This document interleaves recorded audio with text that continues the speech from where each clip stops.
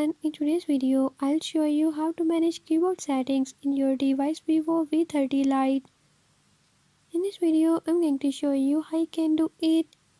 But before we get started, don't forget to hit the subscribe button and ring the notification bell. Make sure to watch complete video and learn how you can do it. Let's watch the video.